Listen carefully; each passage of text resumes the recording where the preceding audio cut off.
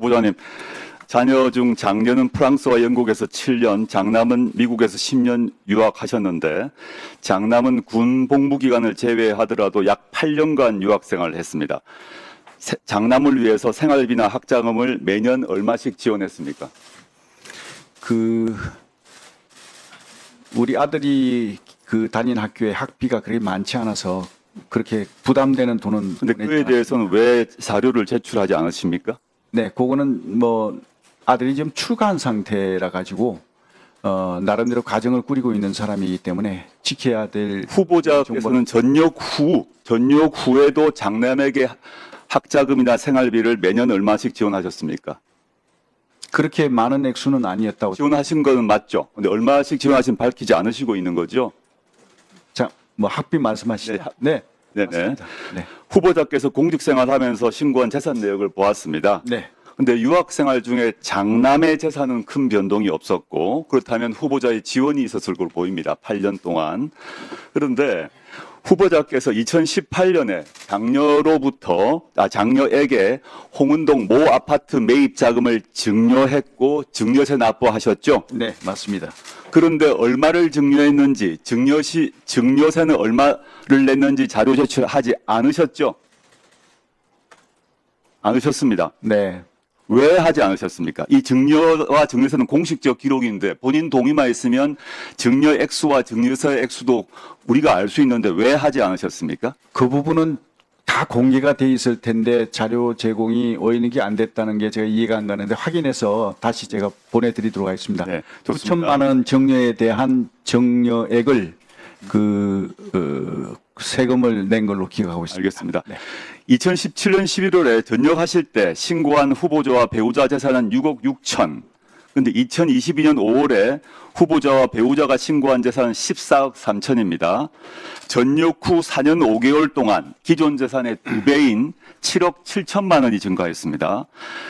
이래서 이제 실제 여당 의원께서도 강대식 의원께서도 이상하게 생각하셨는지 이 증가 내용 입증 자료를 요구하셨는데 강대식 의원님이 요구하셨는데 제출하지 않으셨습니다. 왜 제출 안 하셨습니까? 그 자료를 저는 다 제출한 걸로 알고 있는데 제가 확인해 보겠습니다. 그리고 그 부분은 제가 지금 구두로. 아니 그건 나중에 주시고요. 그러면 제출하셨다는 네네. 말입니까? 제가 확인해 보겠습니다. 근데 지금 저희가 자료를 그 의원실에서 국세청 등을 통해서 제출한 자료를 모아봤습니다. 모아서 정리를 해봤더니 전역 후에 4년 5개월 동안 이수페타시스, 중앙건설 등에서 받은 월급, 퇴역연금 합하니까 약 매년 1년 정도 소득이 있었습니다. 이 기간 동안에 신용카드와 현금 약 매년 7천만 원 정도 사용하셨습니다. 대략. 그리고 이때 2018년에 장녀 아파트 매입 위해서 증여하셨고 장남 유학을 위해서 지원하셨습니다. 맞으시죠? 맞습니다. 예.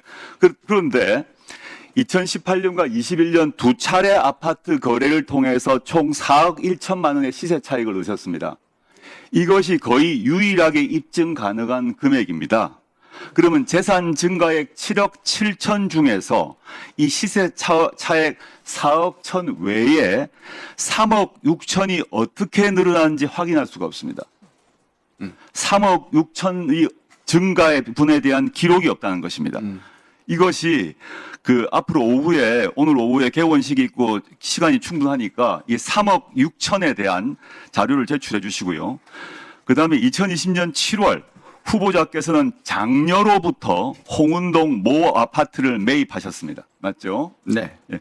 근데 그때 취득 신고서를 보게 되면 이제 법상 친족 간 거래이기 때문에 친족 간 거래가 표시가 되어 있어야 하고 법상 입금 내역서가 첨부되어야 합니다.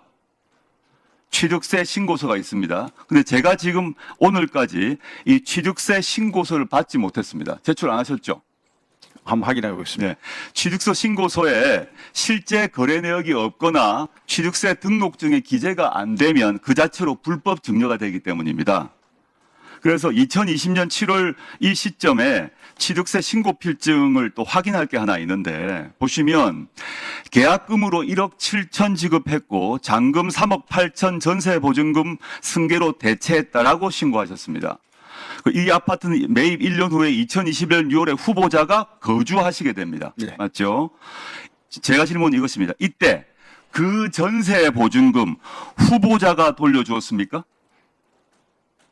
전세를 끼고 그 샀다가 나중에 그걸 바로 그 아파트에 사셨는데 그 전세 보증금 후보자가 돌려줬습니까? 아니면 장녀나 사위가 돌려줬습니까? 매우 중요한 문제입니다. 네, 그거는 이제 그 모녀간에 그 이사하는 과정에서 주택을 매입하고 이사하는 과정에서 금전 거래가 있었는 걸로 알고 있습니다. 그런데 네. 그 금전 거래를 세무서에서 그 국세청에서 어떤 조사하는 과정에서 이건 정료로 볼 수 있다. 그런 어떤 판단이 있었기에 그러면 거기에 대한 세금을 무는 게 맞다. 그래서 세금을 다 그 부분에 대한 전세 보증금 승계 대체 관련해서 후보자가 돌려준 거는 맞죠. 후보자가 그 해당 액수만큼을 돌려준 거죠. 딸 본인이 돌려주셨 건 맞죠.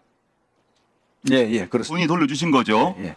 장녀나 사위가 돌려주신 건 아닙니까? 그건 아닌 걸로 알고 있습니다. 그럼 그 비용 출처는 어디입니까? 본인이 돌려줬다는 그 자금 출처가 무엇입니까? 아까 그거는- 앞에 질문과 마찬가지입니다.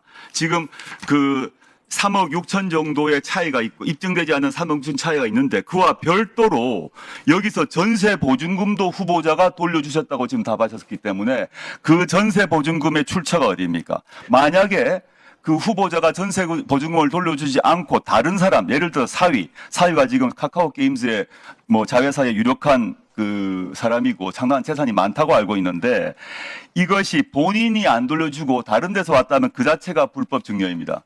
이 두 가지 점 오후까지 반드시 제출해 주시길 바랍니다. 네. 시간이 다 됐네요. 답변 드릴까요?